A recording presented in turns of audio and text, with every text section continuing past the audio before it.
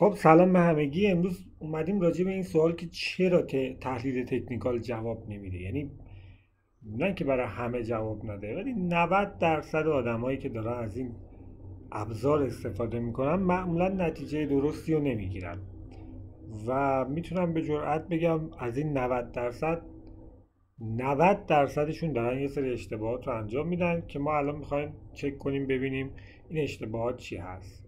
اگر شما مثلا در نظر بگیرید که کل این دایره تمامش تحلیل تکنیکال باشه، یعنی یه قسمتش برای مثال مقاومت باشه، یه قسمتش برای مثال مثلا RSI باشه، یه ذره بدخط میشه، خیلی بدخط شد، و یه قسمتش برای مثال شما در نظر بگیرید مثلا اینجا مکدی باشه. من با دست بنویسم خیلی خوشخط‌تر میشه. یه قسمت این دایره برای مثال پیوت پوینت باشه. تمام این ابزارهایی که ما توی مثلا این ترند لاین باشه، اینجا مثلا حمایت مقاومت باشه، تمام اینا اگه بخواد داخل این چتر قرار بگیره، این یه چتر در نظر بگیریم، یکی از مشکلاتی که اصلی ترین مشکلی هست که همه دوستان دارن این هستش که از ابزاری دارن استفاده میکنن که این ابزارا با همدیگه تطابق ندارن. یعنی شما فرض کنید که بخواید مثلا چند سال وقت بذارید یک ماشینی بسازید، یه ماشینی میسازید که میگید خب من میخوام خیلی با سرعت بره، براش 2 تا گیربکس میذارم، یا میخوام خیلی خنک بشم 3 تا کولر بذارم، یا مثلا خیلی به عدد فرد علاقه دارید و 5 تا فرمون برای ماشین میذارید. خب شما این همه وقت زمان گذاشتید، به خیال خودتون یک چیز خفنتری هم ساختین، ولی در اصل اون چیزی که ساختین ماشین نیست و مثل بقیه ماشین ها نمیتونه حرکت بکنه. هر چقدر هم که شما بهش بال و پر اضافه داده باشین، باهاش هر کاری که کرده باشین، اون فانکشن یک ماشین رو نداره. و حالا ما میخوایم بدونیم که یک تحلیل تکنیکال باید چه اطلاعاتی به ما بده. اولش اینه که شرایط ستار معامله شما چیه، چه موقعی وارد پوزیشن میشین، چه موقعی تک پرافیت بگیرین و کجا پوزیشن خودتون رو توی منفی ببندین. حالا فرض کنیم الان شما تریدری هستین که توی پول بک ها وارد میشید، یعنی برای مثال توی این نقطه شما دنبال پوزیشن بای هستین. خب پس شرایط ستاب معامله شما اینه که شما توی یک روند صعودی در پول بک دنبال گرفتن پوزیشن بای هستید. حالا نوشته چه موقعی وارد پوزیشن میشوید. برای مثال شما توی ستاب معاملتون که بالایی باشه میگید هر موقعی که قیمت بالای مووینگ اوریج 200 باشه من وارد پوزیشن میشم. یعنی ستاب معاملتون اینه که یک مووینگ اوریج 200 دارید و میگه قیمت هر موقع بالای این باشه من وارد پوزیشن بای میشم. وارد پوزیشن شدنتون میگید RSI کوچکتر از C، یعنی هر موقع RSI کوچکتر از C بود اومد زیر C من وارد این پوزیشن بای میشم. تک پرافیتتون کجاست؟ شما فرض کنید قصد دارید که توی اولین مقاومت اینجا تک پرافیت کنید و حد ضررتون هم میگید اگه این قیمت اومد و این حمایت رو شکوند من اینجا استاپ بکنم. پس شما الان قبل از اینکه وارد پوزیشن بشید هم نقطه ورودتون رو، هم نقطه تک پرافیتتون رو و هم نقطه حد ضررتون رو میدونید. یعنی این اولین شرط تحلیل تکنیکال هست. هیچ فرق نمیکنه شما از چه ستابی دارید استفاده میکنید، توی هر ستابی شما باید این موضوعات رو بدونید. حالا یه چند تا نکات حرفه‌ای هم داریم در همین رابطه. اونم این هستش که هر چیزی که روی چارتتون دارید و دلیلی براش ندارید باید پاک کنید، چون اگه این کار نکنید باعث یه سری سیگنال های متناقض پرت شدن حواس شما از پلنی که دارید میشه. یعنی چی؟ یعنی برای مثال شما فرض کنید رفتید اکانت تریدینگ ویو رو خریدین و این مثلا چارتتون هست، شما 2 تا آسیلیتور این پایین دارید، مثلا یه مکدی دارید و یک مثلا RSI دارید اینجا، از اون طرف 5 تا مووینگ اوریج روی چارتتون دارید که این خطا همه اینجا هست و در یک لحظه میبینید مثلا مکدی داره به شما سیگنال سل میده، RSI داره به شما سیگنال بای میده و همین به نظر من یا این مووینگ اوریج ها دارن به شما سیگنال سل میدن، این و آسیلیتورهای شما دارن به شما سیگنال بای میدن. همین قضیه باعث میشه که شما گیج بشین و ندونید به کدوم یکی از اینا باید اطمینان بکنید. به نظر من بهترین حالت برای ستاب اینه که چارتتون خلوت باشه، چون کسی قرار نیست به مثلا قشنگترین چارت و اونی که فکر میکنید اگه خیلی روش اندیکاتور و خط داشته باشید چارتتون حرفه‌ای تره. نظر من کاملا برعکس این هستش و شما برای اینکه بتونید ترید راحت تری داشته باشید باید چارت خلوت تری داشته باشید و به نظر من این کار باعث میشه که خیلی زود از تحلیل کردن خسته بشین و در لپتاپتون رو ببندین و بگین مثلا برم یه دوری بزنم و بیام، که من این اتفاق رو زیاد دیدم. یکی از دلایل دیگه ای که خیلی باعث میشه که تریدرها ضرر بکنن یعنی با تحلیل تکنیکال این هستش که مدیریت سرمایه درست رو بلد نیستن. شما وقتی که دارید تحلیل تکنیکال انجام میدین باید از اون ور مدیریت سرمایه‌تون هم درست باشه، یعنی شما بهترین استراتژی جهان رو داشته باشین ولی مدیریت سرمایه درست رو انجام ندین باز همون استراتژی میتونه ضررده باشه. حالا مدیریت سرمایه از نظر من چطوریه؟ تکرار کردن کاری که باعث ایجاد سود بشه.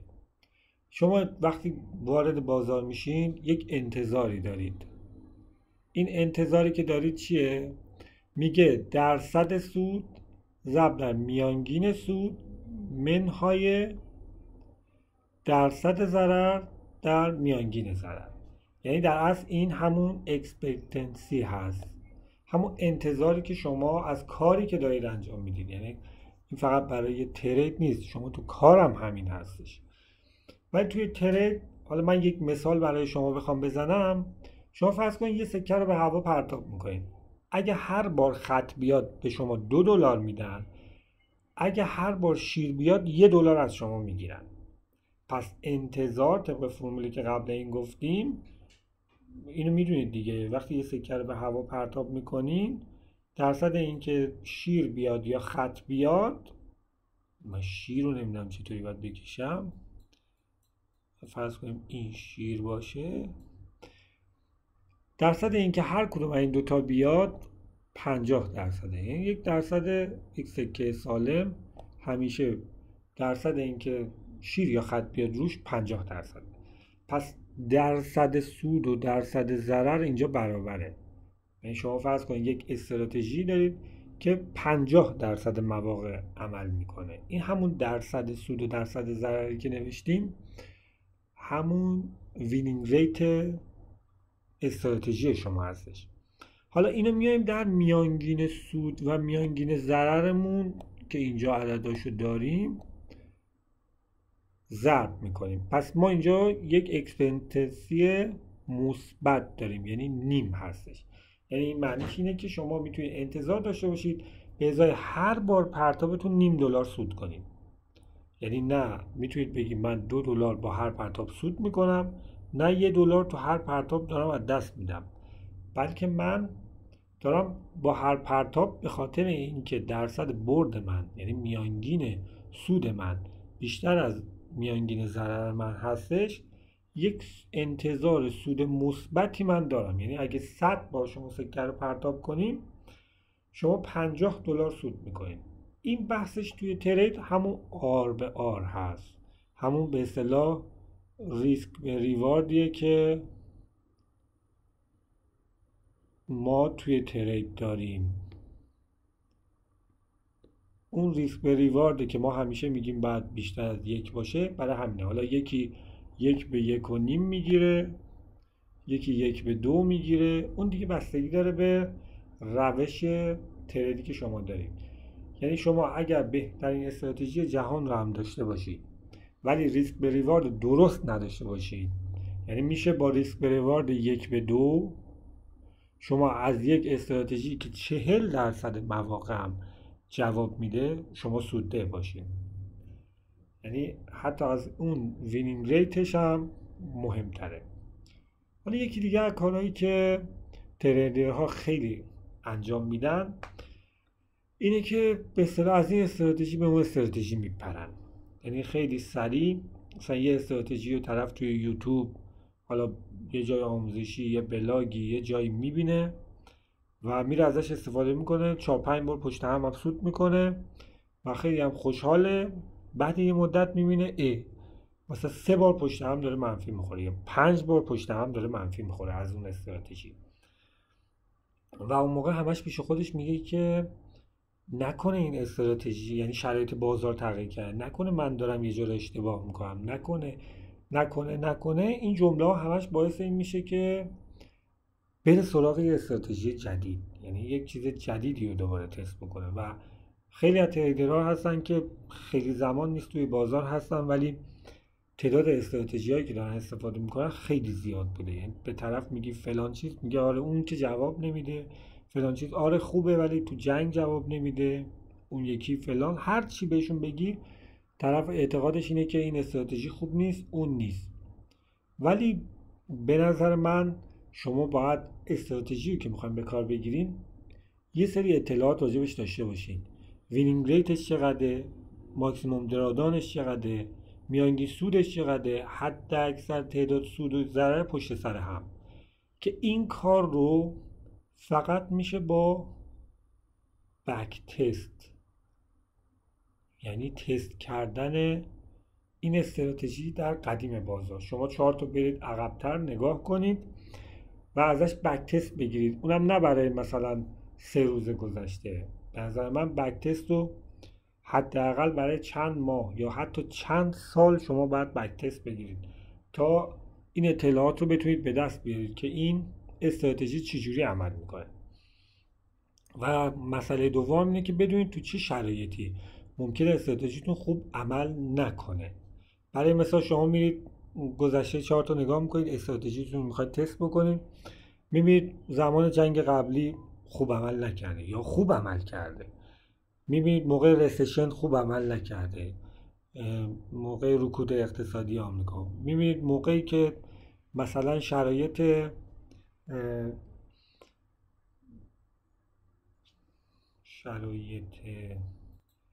نرخ بهره بانکی تغییر کرده توی کشور، میبینید برای اون ارز خوب نبوده. شما اون موقع میتونید، موقعی که توی اخبار میبینید دارید نزدیک میشید به تایمی که نرخ بهره بانکی برای اون کشور داره تغییر میکنه، استراتژیتون رو متوقف کنید، ازش استفاده نکنید. اینا همه راههاییه که خیلی راحت میتونید شما باهاش این کارو بکنید. و من اگه بخوام این موضوع رو کلا یک جمع‌بندی الان برای شما انجام بدم،